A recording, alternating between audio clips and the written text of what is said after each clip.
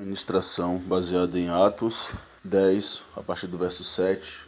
Então o Senhor vem e diz aqui no verso 7: Assim que o anjo foi embora, Cornélio chamou os 2 servos de sua casa e um soldado devoto de seu grupo de auxiliares. Ele lhes contou o que havia acontecido e os enviou a Jope para falar com Pedro. Uma observação aqui é que o Cornélio, que já era temente a Deus, ele teve discernimento em Deus de escolher 2 servos, 2 funcionários que eram pessoas de confiança dele. Ele usou o mesmo critério de análise, de julgamento e de cuidado para também escolher um dos seus soldados. Era um soldado devoto, portanto, alguém que também temia a Deus. Porque o fato não é somente você exercer a autoridade, mas exercer a autoridade com graça, temência a Deus, obediência a Deus. Porque nessa autoridade que tem a presença de Deus, que tem temor a Deus, essa autoridade, esses tipos de autoridade exercida com essa humildade, com essa devoção, é que recebe sabedoria da parte de Deus, que recebe esclarecimento para as melhores conduções das suas decisões, que recebe graça e favor da parte de Deus. Então Cornélio, um homem que já era uma autoridade civil e estava se aproximando mais do Senhor, a ponto de Deus se agradar de suas orações, de suas ofertas, Deus deu uma ordem para que ele chamasse Pedro, porque Deus queria falar através de Pedro tudo o que Cornélio e os demais precisavam ainda ouvir, conhecer e assim mergulhar mais profunda intimidade com Deus. Observe que independente do título que você recebe, e toda autoridade é dada por Deus, é levantada por Deus, seja ela espiritual ou civil. Deus diz que Ele levanta as autoridades e Ele as destrói. Quem manda é Ele, o soberano. Portanto, é importante saber que o fato de sermos líderes em alguns setores, mesmo espirituais, se não tivermos a devoção adequada a Deus, a vida de adoração, o bom testemunho, de forma nenhuma receberemos o favor do Senhor. Seja civil, seja espiritual, não importa, porque Deus é justo.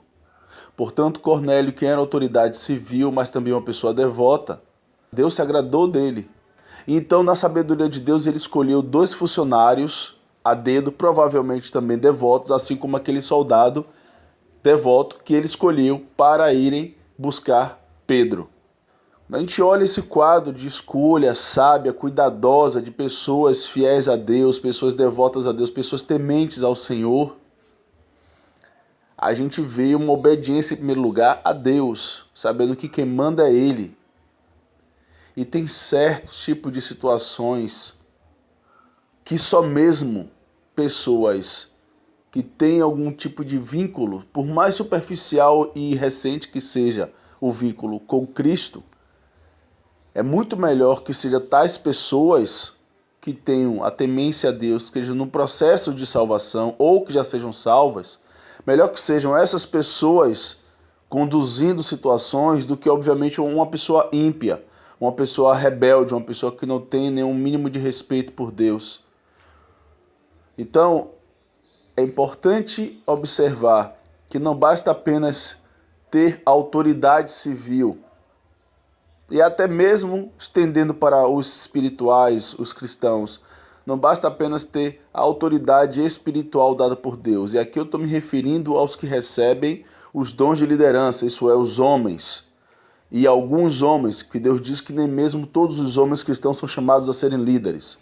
Efésios 4:11, o Senhor vai falar dos 5 dons de liderança. Embora exista mais de 10 dons no Novo Testamento, a gente tem em 1 Coríntios, capítulo 12, 13 e 14, a gente tem o primeiro capítulo de Romanos, a gente tem Efésios 4:11 e a gente tem 1 Pedro 4, os livros dos dons do Novo Testamento.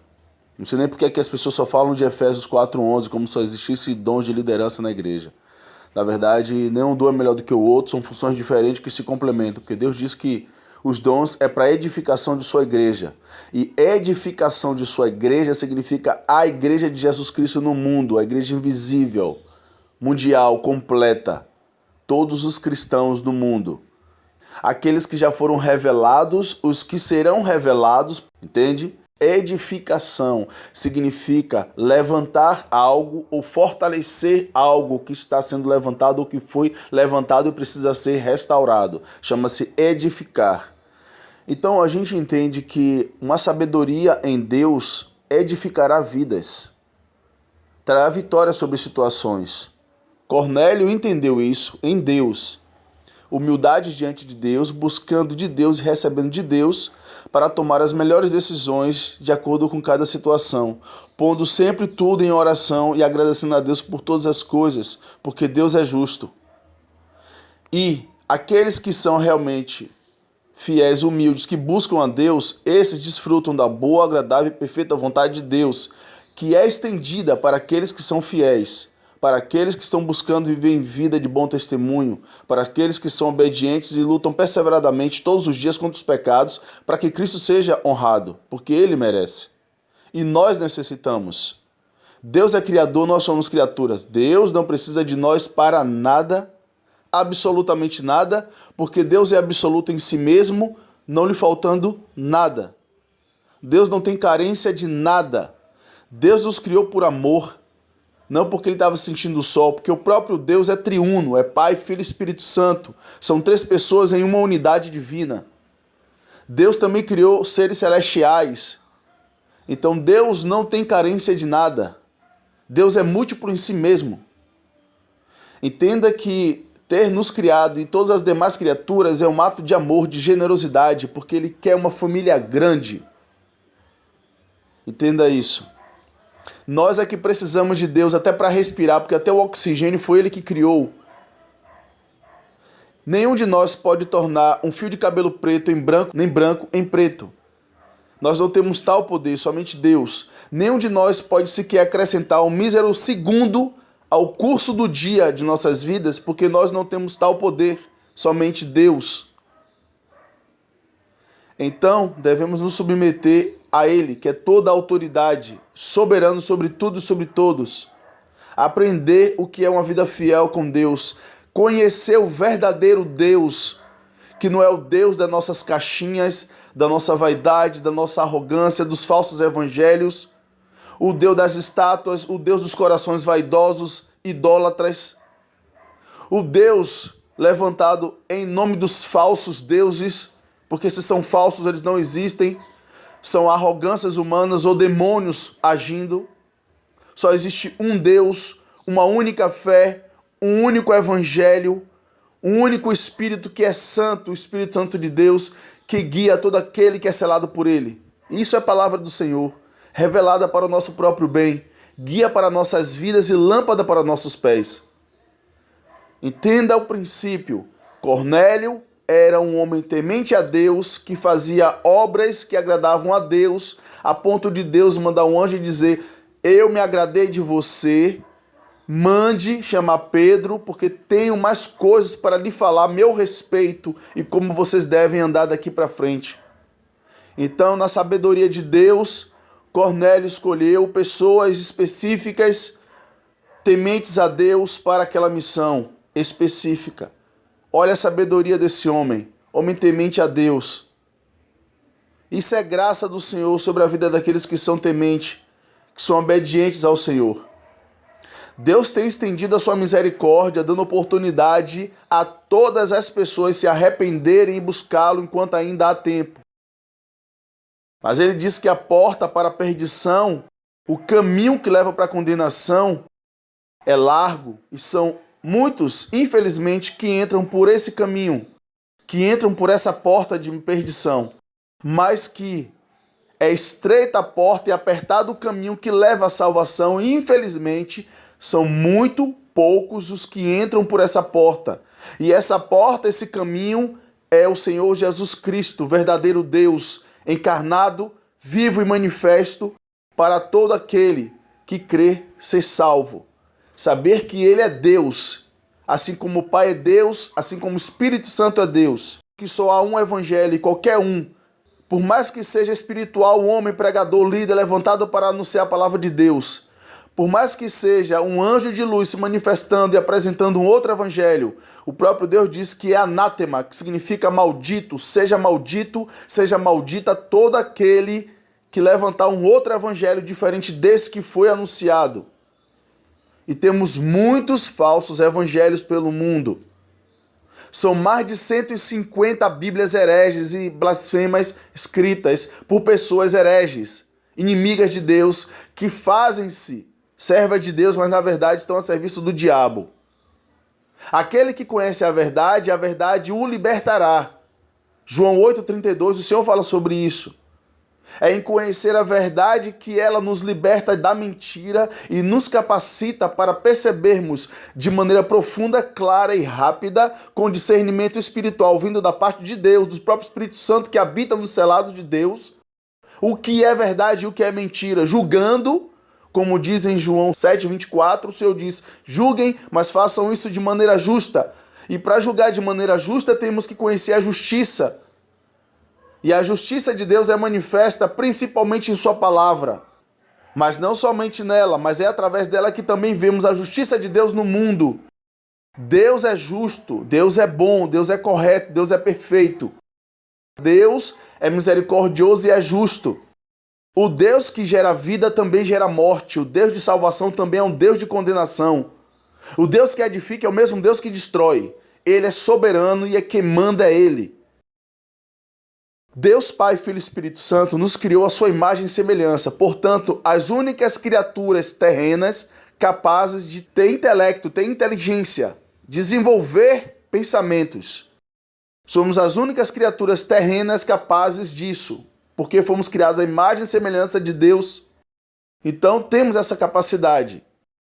Por mais profundo que seja atolada na lama dos pecados a vida do indivíduo, ele continua sendo um indivíduo intelectual, capaz de pensar, de raciocinar, de tomar decisões. Porque Deus nos fez assim, Deus nos deu tal capacidade e tantas outras. Essas capacidades estão sujeitas à nossa liberdade de escolha. O arrependimento é um ato de escolha diante da soberania de Deus, da nossa miséria, da nossa desgraça, da nossa degradação, da nossa depravação total, no reconhecimento de que Deus é bom e nós traímos Ele, e Ele não merece a traição. De novo, Deus não precisa de nós para nada, nós é que precisamos de Deus para tudo. Ter entendimento dessa humildade é que nos leva diante dos pés de Cristo, o único Senhor e Salvador. E então o Senhor Espírito Santo mergulha e sela a vida do indivíduo que se arrepende, que passa a ter o Espírito de Deus habitando em seu corpo em comunhão com seu espírito humano, ensinando essa pessoa a viver uma vida santa, uma vida regenerada, uma vida que passa pelo processo de transformação, também chamado de santificação, adequação do caráter santo, que é o caráter de Cristo, o Filho perfeito, agradável a Deus em vida de adoração sincera daqui para frente. E aquele que perseverar guardando a sua salvação, a sua fé, a sua santidade, comunhão crescente com Deus até o final, seja na sua morte ou seja na volta de Cristo, é esse que será salvo e adentrará no reino celestial e perfeito de Cristo, o novo céu e a nova terra para todo aquele que é fiel. Entenda que somente pessoas devotas a Cristo, o Deus encarnado, o Deus vivo, o Deus único, somente essas pessoas entrarão em seu reino. Ele também diz, quem comigo não se ajunta, se espalha. Quem não está comigo está contra mim. Quem está em mim está salvo. Quem não crê já está condenado. E isso é muito grave, Deus é radical. Ele diz que a árvore que não gera bom fruto será cortada pela raiz e jogada no fogo. Isso é radicalismo total, porque Deus é radical. Ele diz, seja seu sim, sim, e seu não, não. O que passar disso é obra do diabo em sua vida. Isso é muito grave. Isso é muito grave, tem que chamar nossa atenção, porque isso é muito grave. Isso é radicalismo, porque isso é santidade. Deus é santo, Deus não aceita pecado, Deus não agrada-se do pecado, Deus pune o pecado. Isso é muito grave, porque o pecador será castigado. Todo aquele que ama o pecado, permanece no pecado, será castigado. Ele diz o seguinte, que vocês que são fiéis já passam por aperto nessa vida, porque sol e chuva estão sobre a cabeça de todos, e tudo acontece para a vida de todos, todos estão sujeitos às mesmas coisas, assim diz o Senhor, como é que aqueles que são infiéis, desobedientes e rebeldes, que vivem fora da comunhão com Deus, acham que vão viver uma vida boa, longa, agradável? Não, não vão. Estão apenas se auto-iludindo, porque o diabo está se beneficiando desse tipo de comportamento e desgraçando ainda mais essas vidas rebeldes. O Senhor diz que os rebeldes devoram-se uns aos outros, entre si mesmos, que mergulhado na lama, mergulham-se ainda mais na sujeira, em suas próprias sujidades, seus próprios pecados, se aprofundando ainda mais em suas próprias perdições. Deus está falando de gente ímpia. Ímpia vem de impiedade, de ter o coração rebelde, de não se arrepender de seus pecados, não se render a Cristo, de viver uma vida miserável, achando que está bem. Por mais grana que você tenha, você acha que está bem. Grana não traz felicidade, grana é uma ferramenta, dinheiro é uma ferramenta de troca, que traz alívio diante das nossas necessidades cotidianas. Dinheiro não traz felicidade, felicidade está em Deus, em vida com Deus, em comunhão com Deus, porque Cristo nos dá uma paz que excede todo entendimento humano. E essa é a felicidade que o mundo não pode dar pra gente. Entenda, Cornélio era um homem que tinha devoção a Deus, ele teve sabedoria de Deus para escolher as pessoas certas para uma missão específica. Isso é graça de Deus diante de pessoas que são humildes, que são obedientes a ele. Deus se agrada e Deus abençoou Cornélio, a sua família e todos que ele enviou através da vida de Pedro, pregando a palavra, instruindo, ensinando e abençoando essas pessoas.